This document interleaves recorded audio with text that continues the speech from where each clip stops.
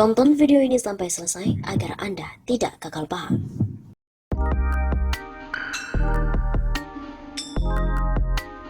Puan dan Jokowi kabur ke Singapura selama 30 hari ke depan.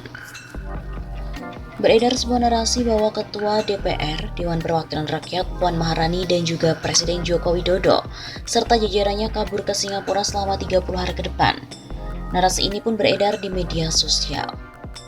Adalah akun Facebook Sarifuddin yang turut mengunggah tangkapan layar berisikan narasi tersebut.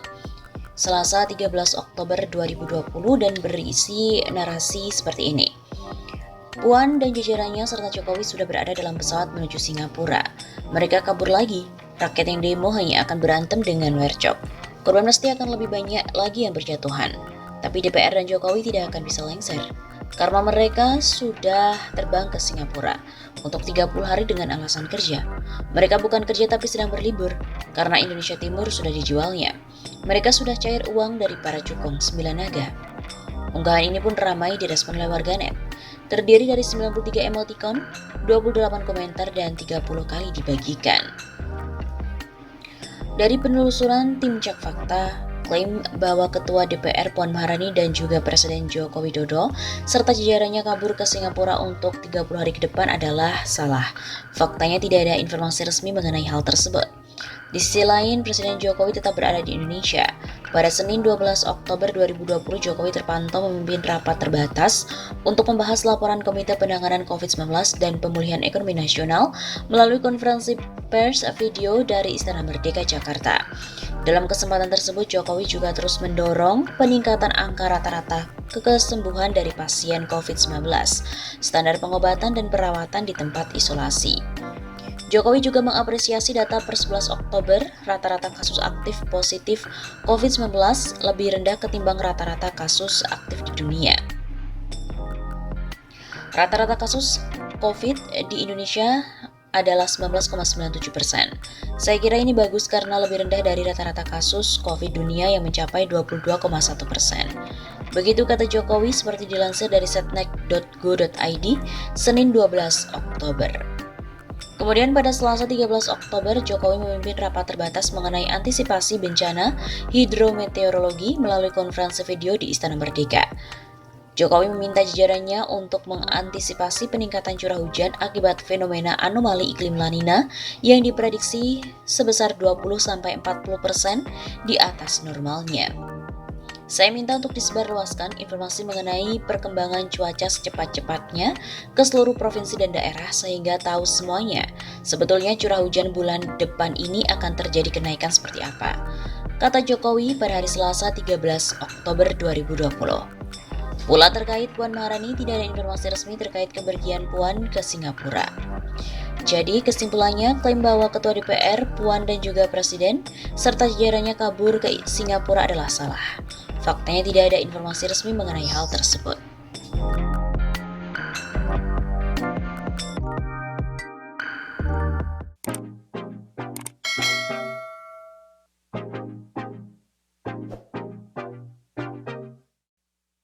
Parlemen ASEAN untuk HAM minta Jokowi batalkan Omnibus Law. Gelombang penolakan terhadap Undang-Undang Omnibus Law Cipta Kerja kini tidak hanya datang dari dalam negeri, tapi juga luar negeri. Salah satunya ASEAN Parliamentarians for Human Rights atau APHR yang ikut menyampaikan sikap terhadap Undang-Undang Sapu Jagat ini. APHR minta Presiden Republik Indonesia untuk membatalkan undang-undang ini. Begitu kata ketuanya yang juga merupakan anggota Parlemen Malaysia, Charles Santiago, dalam keterangan resmi yang diterima oleh redaksi Tempo di Jakarta pada Kamis 15 Oktober. Omnibus Law ini sebelumnya sudah disahkan DPR pada Senin 5 Oktober yang lalu. Kemudian Rabu 14 Oktober 2020, undang-undang ini sudah diserahkan DPR ke Presiden Joko Widodo untuk segera diteken. Charles kemudian menjelaskan bahwa tujuan dari Omnibus Law ini jelas, yaitu untuk mendongkrak investasi asing dengan mengorbankan hak-hak demokratis, hak buruh, dan lingkungan hidup. Undang-undang ini tidak didasarkan atas ilmu ekonomi melainkan oportunisme semata. Sehingga Charles meminta Jokowi menyusun rancangan undang-undang baru yang memenuhi kewajiban HAM di Indonesia. Ia meminta undang-undang baru ini pun disusun bersama serikat-serikat buruh dan masyarakat sipil. Sementara itu, Jokowi menjamin keamanan para pengunjuk rasa agar damai. Ini bukanlah pernyataan sikap dunia internasional pertama kali atas Omnibus Law. Sebelumnya, sekumpulan investor global ikut menyuarakan kekhawatiran mengenai isu Undang-Undang Cipta Kerja. Mereka antara lain adalah Aviva Investors, Legal and General Investment Management, manajer aset yang berbasis di Belanda, Robeco, serta manajer aset terbesar di Jepang, Sumitomo Mitsui Trust Asset Management.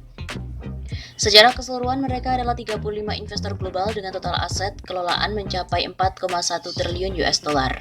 Meskipun kami menyadari perlunya reformasi hukum bisnis di Indonesia, kami memiliki kekhawatiran tentang dampak negatif dari tindakan perlindungan lingkungan tertentu yang dipengaruhi oleh Omnibus Law untuk menciptakan pekerjaan. Ujar Senior Engagement Specialist Robeco, Peter van der Werf, perwakilan komunitas investor tersebut.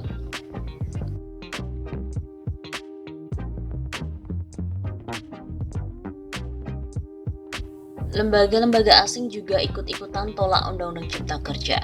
Penolakan terhadap Undang-Undang Omnibus Law Cipta Kerja kini tidak hanya datang dari dalam negeri, tetapi juga dari luar negeri. Salah satunya adalah penolakan berasal dari ASEAN Parliamentarians for Human Rights atau APHR terhadap Undang-Undang Sapu Jagat. APHR meminta Presiden Republik Indonesia untuk membatalkan undang-undang tersebut. Begitu kata Ketua APHR yang juga merupakan anggota Parlemen Malaysia, Charles Santiago. Omnibus Law sebelumnya sudah disahkan pada 5 Oktober 2020 dan kemudian diserahkan DPR kepada Presiden Jokowi. Charles juga menjelaskan bahwa tujuan dari Omnibus Law jelas hanya untuk mendongkrak investasi asing dengan mengorbankan hak-hak demokratis. Sehingga Charles juga meminta Jokowi menyusun rancangan undang-undang baru yang memenuhi kewajiban HAM di Indonesia. Ia meminta undang-undang baru disusun bersama serikat-serikat buruh dan masyarakat sipil. Ini bukanlah pernyataan sikap dunia internasional pertama kali atas Omnibus Law. Sebelumnya, sekumpulan investor global juga menyuarakan kekhawatiran mengenai isu dari Undang-Undang Cipta Kerja ini.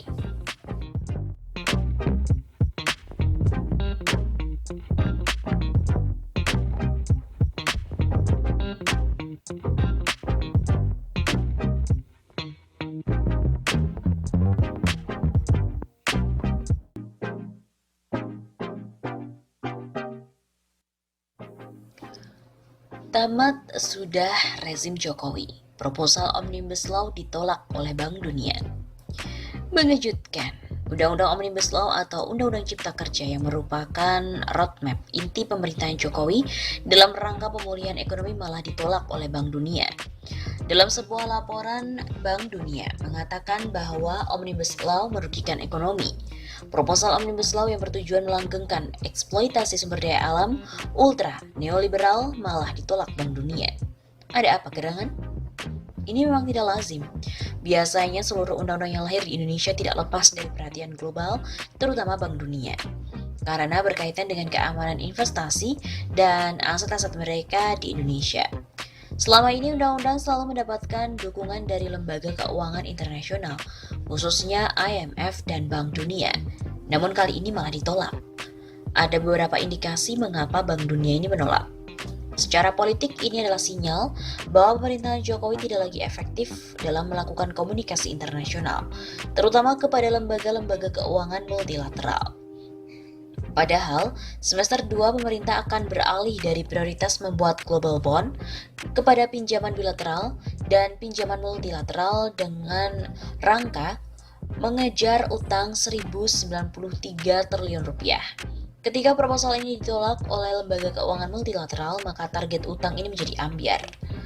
Dengan demikian, maka Presiden Jokowi sendiri tidak lagi efektif sebagai proksi para Taipan dalam memperoleh sumber-sumber keuangan dalam rangka penyelamatan ekonomi.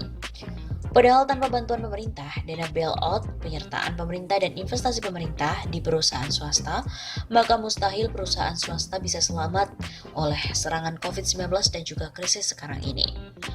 Sementara Presiden Jokowi tidak lagi representatif bagi mereka, para Taipan, untuk mendapatkan dana talangan yang nilainya mencapai 690 triliun rupiah, melebihi BLBI, KLBI yang pernah diberikan pada krisis moneter tahun 98. Padahal baru saja Presiden Jokowi menerbitkan Perpres tentang pembentukan tim pemulihan ekonomi baru yang diketuai oleh Ketua Partai Golkar Airlangga Hartarto dan pengusaha muda super tajir Erick Thohir. Sudah menjadi rahasia umum bahwa tim ekonomi ini adalah kunci dalam meloloskan Omnibus Law.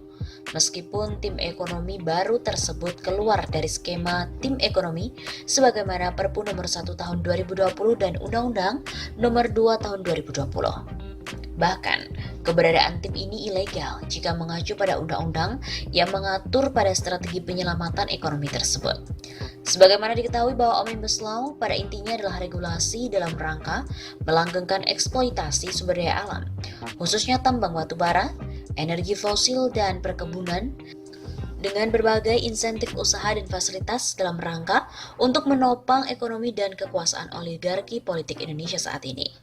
Mengingat sumber daya alam tambang batu bara, fosil, mineral, dan perkebunan sawit adalah sumber keuangan utama kekuasaan Indonesia saat ini.